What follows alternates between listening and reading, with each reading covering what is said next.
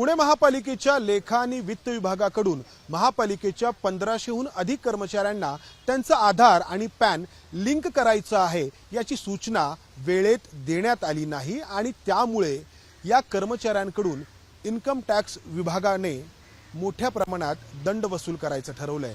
हा दंड हजारोंच्या पटीमध्ये आहे, लाखो रुपयांमध्ये आहे आणि त्यामुळे कित्येकांना जेवढा पगार नाही त्याहून कितीतरी अधिक दंड भरण्याची वेळ आलेली आहे। आपल्यासोबत यातील काही पुणे महापालिकेचे कर्मचारी आहेत। नक्की काय घडलंय, कशामुळे घडलंय? मी 2018 पासून इथे कामाला आहे सफाई सेवक या हुद्द्यावरती आणि त्यानंतर टीडी फॉर्म 16 हा दरवर्षी आमच्याकडून भरला गेला जात असतो। पण त्यामध्ये माझा मोबाईल नंबर कुठेही अवेलेबल नाहीये। जिथे मी तपासणी केली असता माझा मोबाईल नंबर नसल्यामुळे आधार कार्ड पॅन कार्ड लिंक करायचंय असा कुठलाही मेसेज मला कुठल्याही प्रकारे शासनाकडून आलेला नाहीये। आणि त्यानंतर डिसेंबर महिन्यामध्ये आम्हाला असं सांगण्यात आलं की जर तुमचं आधार कार्ड पॅन कार्ड लिंक नसेल तर तुमचा पगार थांबवण्यात येईल। त्यावेळेस आम्ही आधार कार्ड पॅन कार्ड हे 1000 रुपये दंड भरून लिंक केला आणि केलं डिसेंबर महिन्यामध्ये। हो, आता गेल्या महिन्यामध्ये डिसेंबरमध्ये आम्हाला सांगण्यात आलं की जर तुम्ही लिंक केला नाही तर तुमचा पगार थांबवण्यात येईल। पण आपण जर माझ्याकडे या आधार आणि पॅन लिंक करण्याबाबतच्या ज्या सूचना आहेत त्याची एक क्रोनॉलॉजी आहे किंवा त्याचा एक जर आपण ट्रेल पाहिला, घटनाक्रम पाहिला तर आधार आणि पॅन लिंक करायला काही वर्षांपूर्वी सांगण्यात आलं होतं। त्यावेळच्या वेळोवेळी सूचना देण्यात आल्या होत्या आणि आधार आणि पॅन लिंक करण्याची शेवटची मुदत ही जून 2023 ही होती, जून 2023। त्याआधी महापालिकेने या सगळ्या कर्मचाऱ्यांना सांगणं अपेक्षित होतं, मात्र जून 2023 मध्ये देखील अंतिम मुदत उलटून गेल्यानंतर सांगण्यात आलं नाही।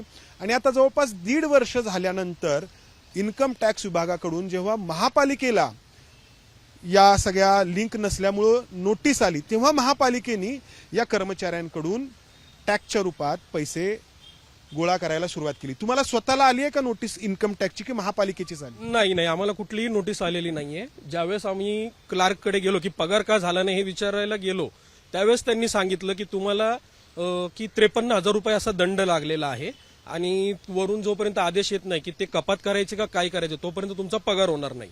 हे फक्त क्लार्कने पासून नाही झालेला पगार? 2 महिने झाले।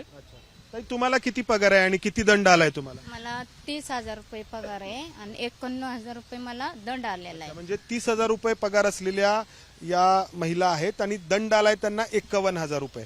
तुम्हाला किती पगार आहे, किती दंड आलाय? मला पगार आहे 70,000 रुपये आणि मला दंड आलाय 1,29,000 रुपये। हे यांच्या दंडाचं पत्र आहे।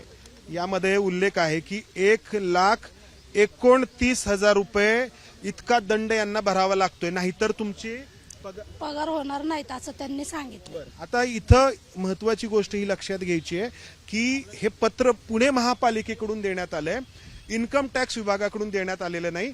कारण इन्कम टॅक्स विभागाने या सगळ्या कर्मचाऱ्यांना नोटीस नाहीये पाठवलेली तर ती महापालिकेला पाठवली आहे। आणि असं का झालं हे महत्वाचं आहे।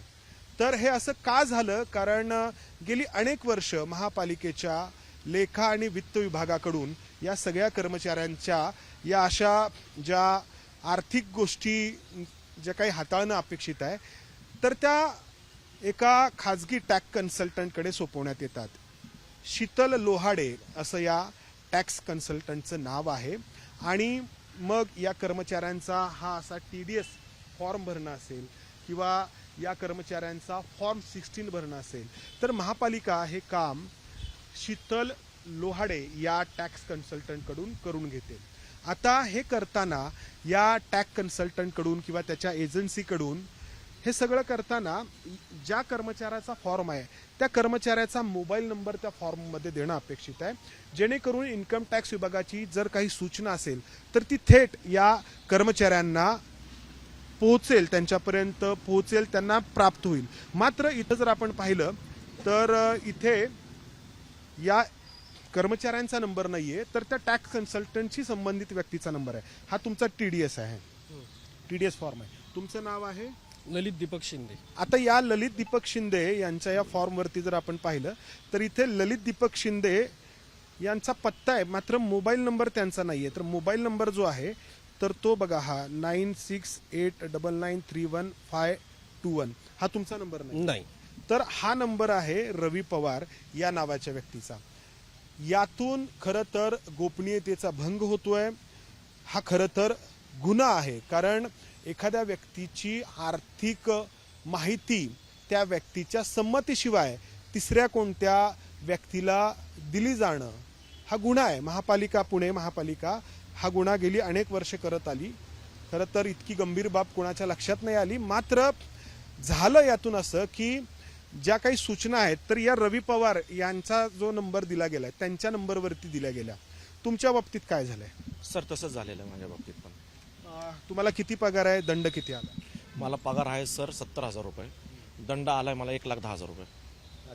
तुम्ही यांच्याशी बोलल्यानंतर काय सांगितलं? ते म्हणले अगोदर आम्हाला माहिती नव्हतं, पगार आमचा का झाला नाही याच्यासाठी आम्ही परत गेलो. तर ते तेच म्हणले आम्हाला की तुमचा टॅक्स आलेला आहे आणि तुम्हाला दंड पण आलेला आहे, तुमचा पगार आत्ता नाही, जाऊ पूर्व सूचना आम्हाला येईल त्यावेळेस आम्ही तुमचा पगार करू. खरं तर आधार आणि पॅन लिंक करण्यासाठी इन्कम टॅक्स विभागाकडून अनेकदा मुदतवाढ देण्यात आली होती आणि ज्यांनी भरलेला नाही, आधार आणि पॅन लिंक केलेलं नाही, त्यांचा टॅक्स त्या काळामध्ये कट देखील झाला. मात्र जेव्हा त्या व्यक्तीने आधार आणि पॅन लिंक केलं तेव्हा त्याला जो दंड झाला होता तो त्याला परत पण मिळाला, रिफंड पण मिळाला. पण हे कधी? जून 2023च्या आधी. मात्र पुणे महापालिकेने हे असं काहीच नाही केलं. महापालिकेने खरं तर या कर्मचाऱ्यांना आधीच दंड आकारला असता तर वेळेत या कर्मचाऱ्यांचे आधार आणि पॅन लिंक झाले असते आणि त्यामुळं त्यांना जो दंड झालाय तो त्यांना परत मिळाला असता. तुमचा किती पगार आहे आणि किती दंड झाला? मला सर पगार आहे 40,000 रुपये. मला दंड लागला 60,000. आणि गेले 2 महिने झाले की मी त्यांना आधार आणि पॅन लिंक केलं होतं तरी ते म्हणले नाही आहे लिंक. मी बाहेरनं पण चौकशी केली, बाहेर लिंक होतं माझं, तरी माझा पगार थांबण्यात आला.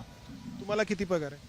मला 70,000 रुपये पगार आहे. आणि काय सांगितलं? माझे 21,000 रुपये कट झाले आणि 4,500 रुपये व्याज बसले. मला 40,000 रुपये पगार आहे. मला दंड बसलेला आहे 92,450 रुपये. तर आत्ता सॅलरी झाली ना आमची, थांबवण्यात आलेली आहे. कसं चालवताय तुम्ही? आता बघू, आता इथून तिथून व्याजाने तर पैसे घ्यावेच लागतात. आमचं घर ह्यानेच चालतं, काय करणार आता. आम्ही पुणे महापालिकेचे आयुक्त राजेंद्र भोसले यांना याबाबत विचारण्याचा प्रयत्न केला, मात्र त्यांनी प्रतिसाद दिला नाही.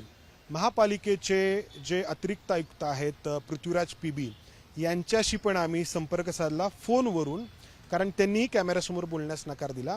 मात्र या पृथ्वीराज पीबी यांचं म्हणणं आहे की हे आधार आणि पॅन लिंक करणं हे या प्रत्येक कर्मचाऱ्याची जबाबदारी होती आणि महापालिकेने शीतल लोहाडे या नावाचा कोणताही टॅक्स कन्सल्टंट नेमलेला नव्हता. या कर्मचाऱ्यांचे हे सगळे जे काही कामं आहेत ती हाताळण्यासाठी. मात्र इथे एक महापालिकेचा हा व्हेंडर रजिस्ट्रेशन ॲप्लिकेशन फॉर्म आहे ज्याच्यामध्ये महापालिकेने या शीतल साठे नावाच्या या टॅक्स कन्सल्टंटची नियुक्ती केल्याचं आपल्याला यामध्ये दिसतं आहे.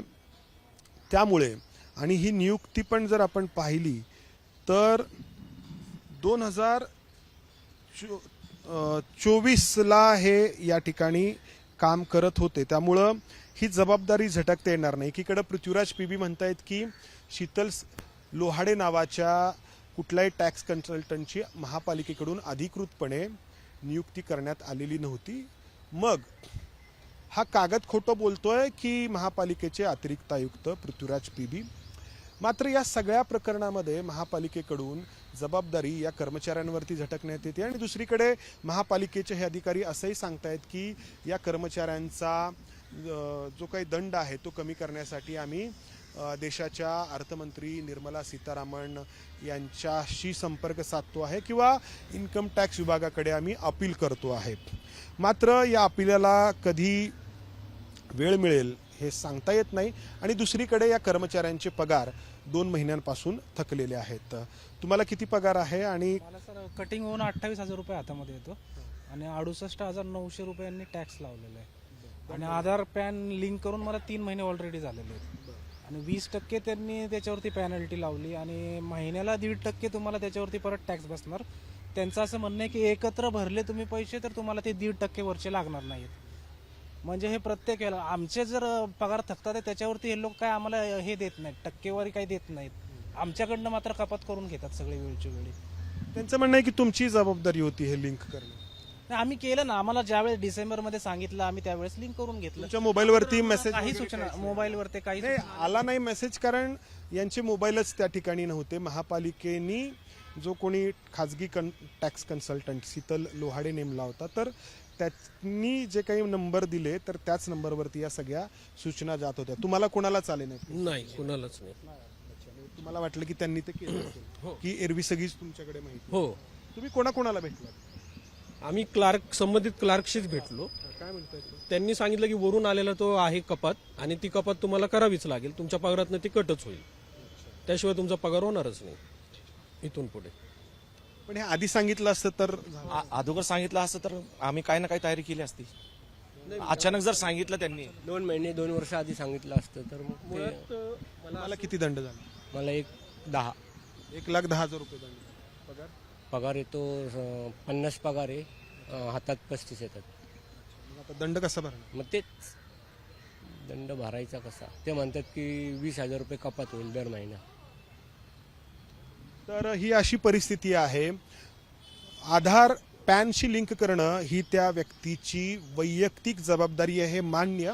मात्र इथं झालंय काय की महापालिकेच्या या सगळ्या कर्मचाऱ्यांची माहिती महापालिकेच्या लेखा आणि वित्त विभागाकडून खाजगी टॅक्स कन्सल्टंटकडे दिली जात होती आणि त्याच टॅक्स कन्सल्टंटकडे या लोकांनी त्यांचं हे सगळं काम सोपवावं यासाठी पद्धतशीरपणे प्रयत्नही केले जात होते. आणि त्यामुळं लेखा आणि वित्त विभागाचे अधिकारी आणि हे जे काही टॅक्स कन्सल्टंट आहेत यांचं संगनमत होतं का, हा प्रश्न या ठिकाणी उपस्थित होतो. आणि या संगनमतासाठी जे काही झालं त्याचा परिणाम म्हणून या कर्मचाऱ्यांना इतका मोठा दंड झाला आणि आता दंड न भरता येत असल्यामुळे या कर्मचाऱ्यांचे 2 महिन्यांपासून पगारी होत नाहीयेत.